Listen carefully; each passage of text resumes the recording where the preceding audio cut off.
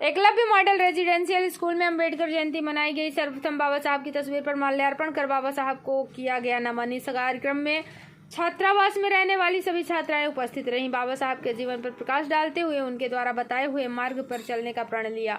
इस कार्यक्रम में उप प्रधानाचार्य रवि मानावत, छात्रावास अधीक्षिका रंजिता तंवर, वरिष्ठ अध्यापक संपत लाल मीणा, हंसराज मीणा आदि ने अपने विचार व्यक्त करते हुए बाबा साहब ने कैसे शिक्षा प्राप्त की और भारत के संविधान की रचना की, इन सभी बातों पर प्रकाश डालते हुए उनके जीवन की विस्तृत जानकारी बालिकाओं को दी। छात्राओं में से मोनिका मीणा, काली मीणा आदि ने अपने विचार व्यक्त करते हुए उनके जीवन पर प्रकाश डाला। निवाई टोंक से हमारे संवाददाता सुभाष चौधा की रिपोर्ट। इन्होंने अपनी मां को खो दिया और परिवार की जिम्मेदारी इन पर आन पड़ी। शिक्षा के लिए जब ये जाते थे तो जैसा कि सर ने भी कहा, विद्यालय के कक्ष में इनको प्रवेश नहीं दिया जाता था। ये कक्ष के बाहर खड़े खड़े पढ़ते थे, यानी कि शिक्षा से उपकारित बिल्कुल अलग काट दिया गया जिस समाज को, ये वहां से बिलोंग करते थे। गेट के बाहर खड़े रहकर जब इन्होंने शिक्षा प्राप्त करी और उस शिक्षा के दम पर आज ये उपलक्ष्य है कि हम यहां पर खड़े हैं।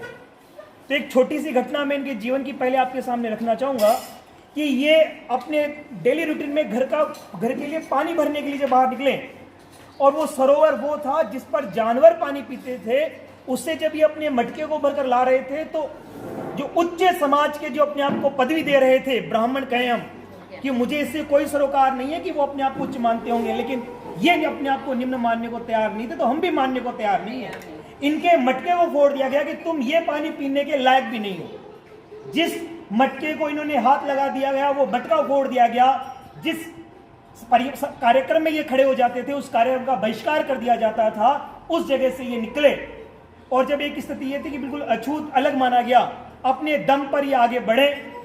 जिस बात की सुभाष जी ने कहा कि शिक्षा वो शेरनी का दूध जो पिएगा दहाड़ेगा, उसी दूध को इन्होंने पिया और पूरे विश्व की सबसे उच्च डिग्री जो मानी जाती है DSc, डिग्री इन साइंस, पूरे विश्व की सबसे बड़ी डिग्री है ये। भारत के पहले व्यक्ति थे जिन्होंने ये डिग्री प्राप्त करी। भारत का कोई उच्च समाज का जो प्रबुद्ध वर्ग का अपने आप को मानते थे, किसी की औकात नहीं थी कि वो इस डिग्री को प्राप्त कर सके, क्योंकि वो केवल पैसे के बल पर आगे बढ़े, अपने ज्ञान के बल पर आगे नहीं। ये एकमात्र भारत के पहले व्यक्ति थे जो DSc की डिग्री उन्होंने प्राप्त करी। इन्होंने 32 टोटल डिग्रियां प्राप्त करी ना, तो शायद ही कोई ऐसा विषय होगा जिनके अछूते होंगे। आर्ट्स का सबसे कठिन विषय जो माना जाता है ना, इकोनॉमिक्स, उसके प्रख्यात विद्वान, उनमें इन्होंने डॉक्टरेट की उपाधि प्राप्त करी। उन्होंने बहुत सारे डिप्लोमा करे और आज जो हम इस छत के नीचे बैठे ना, जब संविधान की बात आई ना तो पूरा भारत ये डॉक्टर भीमराव साहब की तरफ अपेक्षाओं की नजर से देख रहा था कि पूरे भारत में कोई ऐसा व्यक्ति नहीं था जो इनके बराबर ज्ञानी हो। पूरे भारत में किसी में इतना दम नहीं था कि भारत को एक सूत्र में बांध सके, किसी में इतना दम नहीं था कि वो एक संविधान की एक लेखनी भी लिख सके, कि वो सब अपने आप को संकुचित विचारधाराओं से ग्रह मानते थे। और जब एक एक्ट की बात आई, हिंदू सिविल कोड, जिसका महात्मा गांधी ने भी विरोध करा, वो अपनी जगह बड़ा स्थान रखते हैं, वो बड़ी महान विभूति है, हम इसमें कोई सरोकार नहीं है, हम उसके बारे में कुछ नहीं बोलना चाहते। लेकिन जो एक सिविल कोड था उसका विरोध उन्होंने करा, क्यों? सिविल कोड ये कहता है कि समाज के सभी लोग एक हैं, तो उस बात को वो स्वीकार करने को तैयार नहीं थे।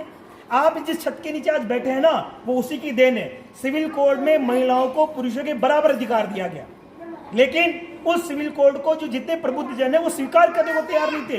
वो ये नहीं चाहते थे कि दलित समाज, SC ST आदिवासी समाज के लोग हैं वो ब्राह्मणों के साथ बैठकर पढ़े, बनियों के साथ में बैठकर पढ़े, वो उनको स्वीकार नहीं था।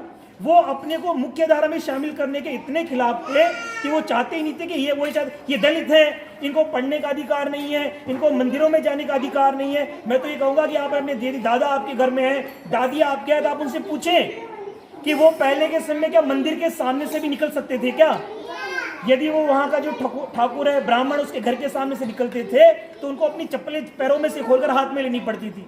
वो स्थितियां देखी है उन्होंने तो, और आज बाबा साहेब की वजह से आज ये स्थितियां कुछ सुधरी हैं और हम इस मुकाम पर हैं कि हम लोगों से नजर मिलाकर बात कर सकते हैं, हम उनके सामने खड़े हो सकते हैं। लेकिन फिर भी हमारे समाज को हम खुद अपने आप को ऐसा मान रहे हैं कि जिन कुरीतियों से हम बचते आए, बाबा साहब ने कहा कि हमें इन कुरीतियों से बचना है। धर्म महत्व नहीं रखता, धर्म की मर्यादाएं महत्व रखती है, लेकिन हम क्या कर रहे हैं, वापस वहीं पर अटके पड़े। पहले जिन मंदिरों में हमें घुसने नहीं दिया जाता था, आज